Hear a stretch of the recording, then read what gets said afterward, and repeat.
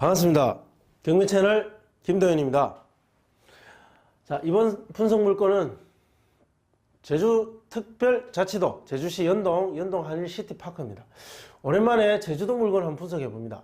제주도 최근 제가 관심을 좀 안 가지고 분석을 안 했는데 다시 제주도 물건 한번 보겠습니다.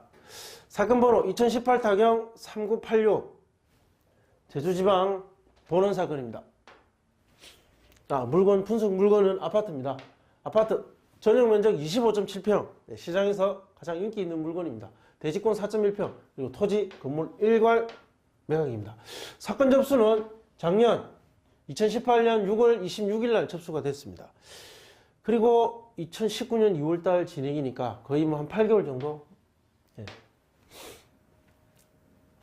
그 정도 시간이 소비된 물건입니다. 소유자, 채무자, 채권자 모두 개인입니다. 소유자, 채무자는 같은 사람이고 한 사람이고 채권자는 개인입니다. 진행상 한번 보겠습니다. 진행 입찰 25일 전이고 원래 2월 1일 날 1차 진행했죠. 감정가 3억 6천 진행했는데 아무도 입찰하지 않고 유찰됐습니다. 2억 5천 2백. 제주도도 요즘에 예전만 하지 못하다라는 우리가 언론을 통해서 기사를 많이 보는데 아마 이 물건도 그 영향을 받을 겁니다.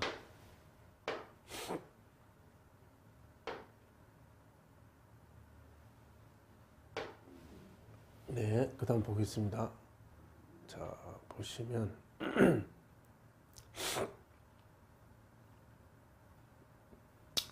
네, 물건 사진은 보시면 이렇게 생겼습니다. 신축 아파트고, 네, 특이사항은 없습니다. 그 물건 현황을 한번 보시면 18층 중에 3층입니다. 네, 좀 저층입니다. 저층이고 아마 저층 요거 우리는 좀 감안해 줘야 될 겁니다. 요거 감안해야 될 거고 사용 승인은 2014년 11월 25일 25일이고 초등학교 동북쪽 인근에 위치한다. 인근은 단독주택, 공동주택, 숙박시설, 중소형 규모의 상가로 형성된 노선 상가지대 노선 상가지대에 있다. 도로변 앞에 있는 한 동짜리 아파트 같습니다. 연동이라는 거, 연동 노연동, 연동 이쪽이 제주도에서는 가장 인구가 많이 살고 있죠. 살고 있기 때문에 학교도 많고 주거 편의시설들이 잘 갖춰져 있습니다. 제주도에 이주하고자 하는 사람들이 일단 편하게 적응하고 이주하기는 이런 동네가 아주 좋기 때문에 제주도 집가 상승 때 이쪽 지역의 아파트 값도 굉장히 많이 올랐었습니다. 본권 남동측으로 약 35m, 북동측으로 10m 정도 아스팔트 포장도로에 접하고 있다. 물건에 대한 대략적인 현황을 살펴봤습니다. 네. 그러면 경매 진행은 8개월 정도 소요가 됐습니다. 네. 8개월 정도. 문건 송달력을 한번 보겠습니다. 문건 송달력을 보면, 접속이 잘 안 되고 있네. 잠시만요. 제가 문건 송달력을 제가 보여드리겠습니다.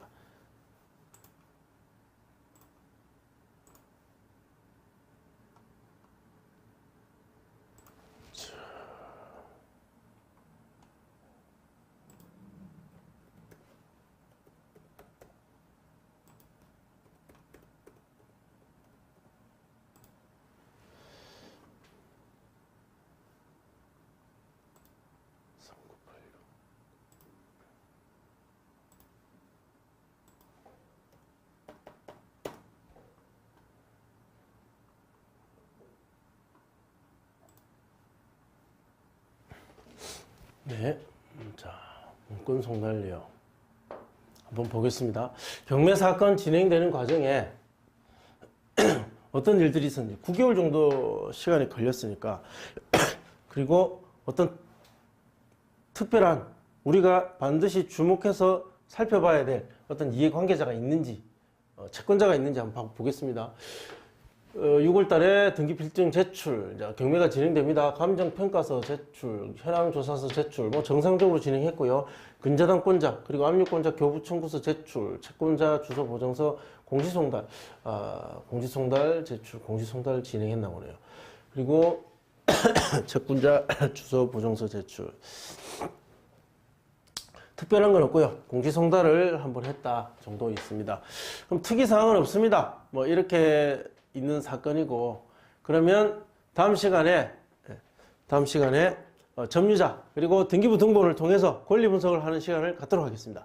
자, 두 번째 시간 임차인과 그리고 등기부 등본 우리가 권리 분석을 해보도록 하겠습니다. 자, 얼핏 봐도 임차인 좀 예사롭지 않습니다. 임차권 등기 명령까지 되어 있는 상황이니까 보겠습니다. 임차인 현황, 임차인 김미정씨로 되어 있습니다.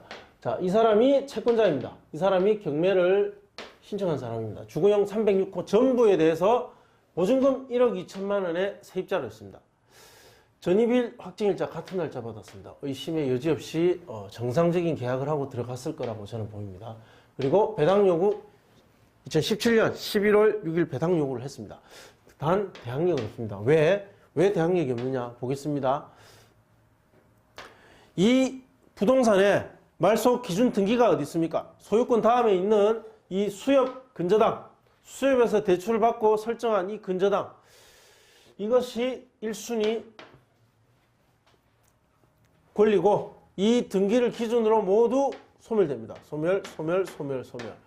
소멸되는데 이 임차인의 권리는 이 날짜를 기준으로 됩니다. 2016년 8월 19일, 확정일자 2016년 8월 19일.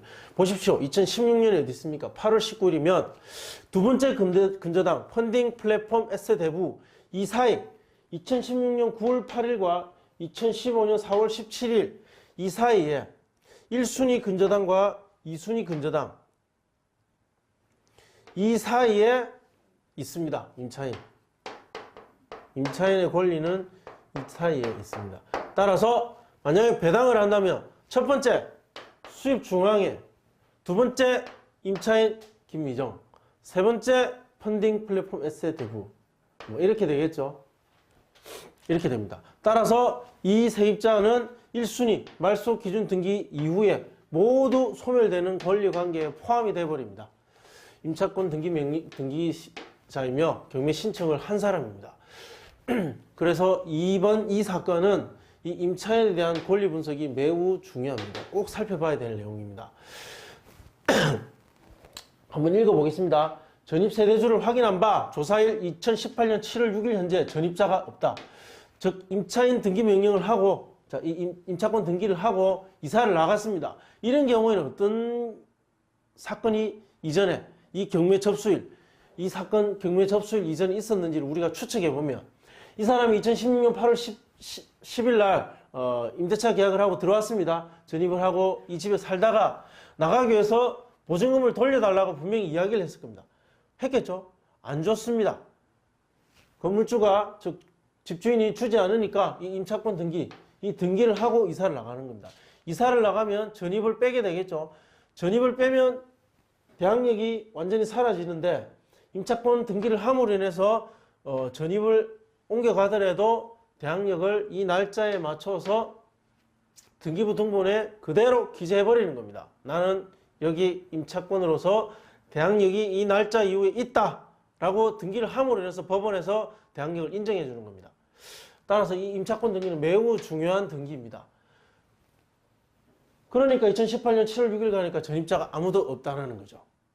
이사는 나갔다. 그러면 빈집이겠죠? 빈집인 상태에서 관리비는 연체되고 있을 것이다. 이렇게 추측이 되는 겁니다.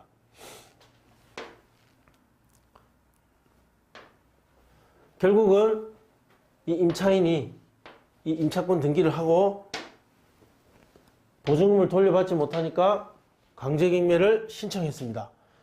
1억 2천인데 왜 600이 늘었느냐? 아마 이거는 연체이자가 되겠죠. 연체이자까지. 그리고 그들 간에 계약서를 봐야 알 수 있는 내용입니다. 이걸 본건관리사무소에 문의한 바 2017년 9월부터 그럼 8월까지는 납부했다는 소리. 즉 이 사람이 17년, 2017년까지 살고 관리비 안 내고 이사 나갔습니다. 현재 2018 6월까지 약 121만 6,460원 미납되었다. 그때보다 지금 현재는 2019년이니까 2019년 2월입니다. 8개월 더 추가 미납됐을 겁니다. 뭐 거의 200만 원 가까이 되겠네요. 그 금액은 감안해야 됩니다. 그러면 제가 준비해온 자료로 보겠습니다.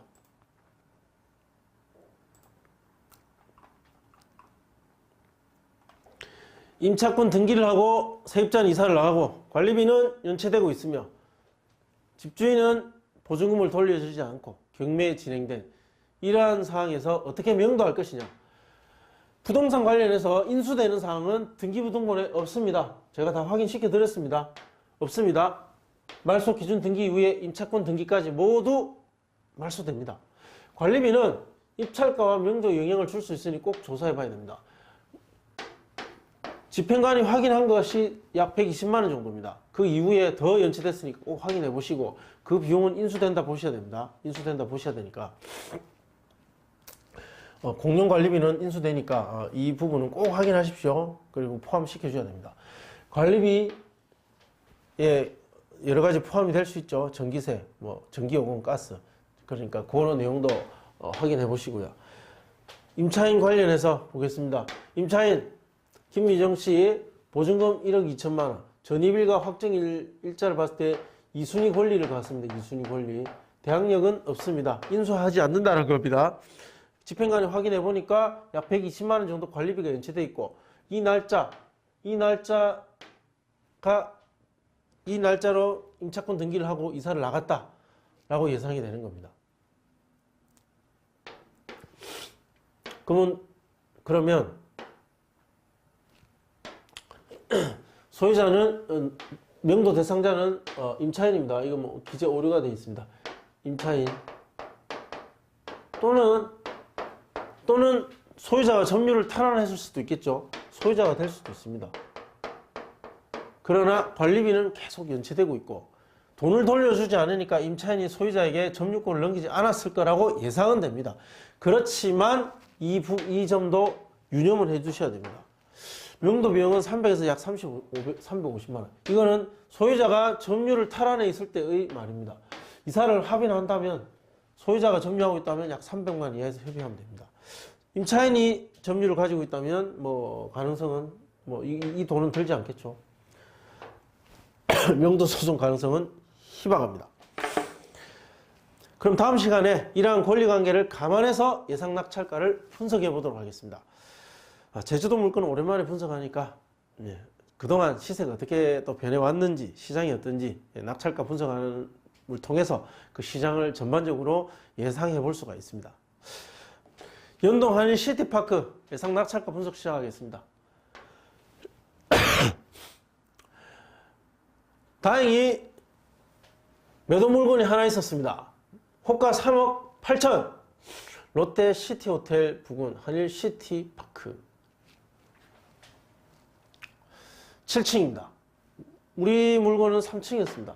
3층. 18층 중에 7층, 우리보다는 조금 더 높은 층인데 3억 8천. 보겠습니다. 실거래가는 어떠했을까? 아주 유사한 평수들입니다. 여기 보시면 4가지 평형대가 있는데 크기는 거의 흡사합니다. 비슷하고 호가는 거래됐던 가격은 실거래가는 4억 7천, 4억 1천도 있고요. 3억 7천도 있습니다. 그렇죠. 지금 나와 있는 게 7층인데 3억 8천에 호가고 있습니다. 그럼 실제로 우리 물건 3층은 얼마에 거래가 될 가능성이 높은가? 한번 예측을 해봐야 됩니다. 고층은 4억까지 갑니다. 거의 4억까지. 그럼 우리는 이 7층보다는 가격이 낮으니까 3층이니까 3억 한 6천 정도 되지 않을까? 저는 그렇게 예상을 하는데 대상물의 가치 감정가는 3억 6천이었습니다. 호가는 3억 8천에 하나 있습니다. 그리고 과거에 거래됐던 사례는 4억 정도에서 3억 중반 사이에 있습니다. 가격 하락이 그렇게 많이 되지는 않았겠다라는 생각이 듭니다. 예. 이 감정된 시점에서 그렇게 가격 하락이 많이 되진 않았다. 그렇게 보이네요. 가격이 많이 밀리지는 않은 것 같습니다. 그래서 저는 3억 6천, 그 이하로 본다면 3억 5천 정도 한가 봅니다.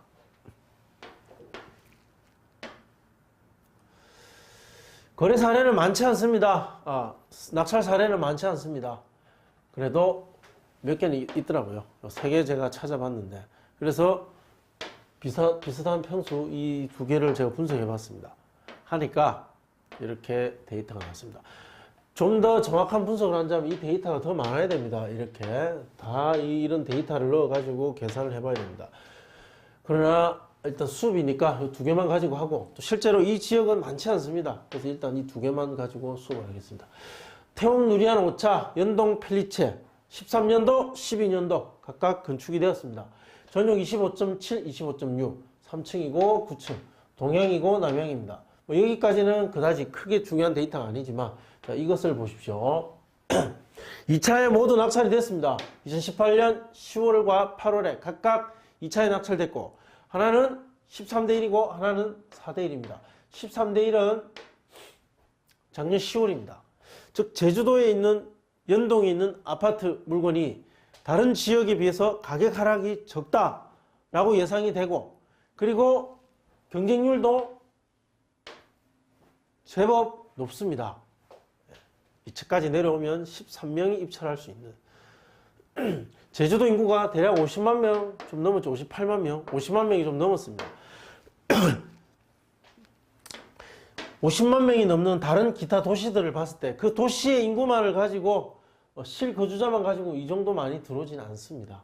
그러나 가격 매력이 있거나 투자 가치가 있으면 외부에서도 자금이 들어오고, 그리고 경쟁률도 10대 1을 넘어가기도 합니다. 제주도는 제주도의 사람만 가지고 입찰을 하는 지역이 아닙니다. 대한민국 전체의 제주도를 좋아하는 사람들이 입찰을 들어가는 지역이기 때문에 이런 데이터들을 기록할 수 있고, 실제 그 지역에 전입된 이 50만 명 인구만 가지고 설명할 수 없는 것이 제주도 시장의 특징입니다. 감정가 3억 8,100, 4억 3,300일 때 가능 금액은 이래 했을 때 낙찰가가 이렇게 기록됐습니다. 각각 92.86과 93.75% 기록을 했습니다. 이것을 우리 물건에 맞춰서 가중평균을 구하니까 93.28이 나왔고, 하한가 3억 5천을 적용하니까 3억 3천 정도 나왔습니다. 3억 3천. 명도 저항을 감안해서 세입자가, 저는 계산할 때 세입자만 생각했습니다. 세입자만 있다면 약 200만 원 정도 관리비 생각해 줬습니다. 그렇게 했을 때 상한가는 3억 3,900, 즉 3억 3천 초반에서 3억 3천 후반대 금액, 이 금액 안에서 형성될 가능성이 높다. 정말 낙찰 받고 싶다면 이 가격을 쓰셔야 되겠죠. 예상 비용표 보겠습니다. 중간 정도인 3억 3,700을 쓰면 취득세, 자, 이렇게 되고, 국민주택 채권, 등기비용, 그리고 이거는 관리비, 연체된 관리비 200만원 감안해 줬습니다. 3억 4,300에 정리가 된다 라고 계산이 되었습니다. 예상 낙찰가 분석을 하면서 보니까 제주도 시장은 다른 경기가 좋지 않음에도 불구하고 다른 지역의 투자자들이 아직도 보고는 있다. 그게 과거만큼 치열한 경쟁과 높은 낙찰가율을 기록하지는 않지만, 그렇지만 아직도 외부 자금의 영향을 어느 정도는 받고 있다는 것을 짐작할 수 있었습니다. 자, 이렇게 분석해서 저의 수업을 듣고 경매 입찰에서 낙찰을 받으시는 분들은 싸게 산 금액, 그리고 수익을 본 순이익의 1% 그렇게 꼭 기부 부탁드리겠습니다. 주민센터 전화하시면 담당자 있습니다. 계좌이체 하시면 됩니다. 쉽습니다. 행복한 1% 기부 꼭 부탁드리겠습니다. 고맙습니다.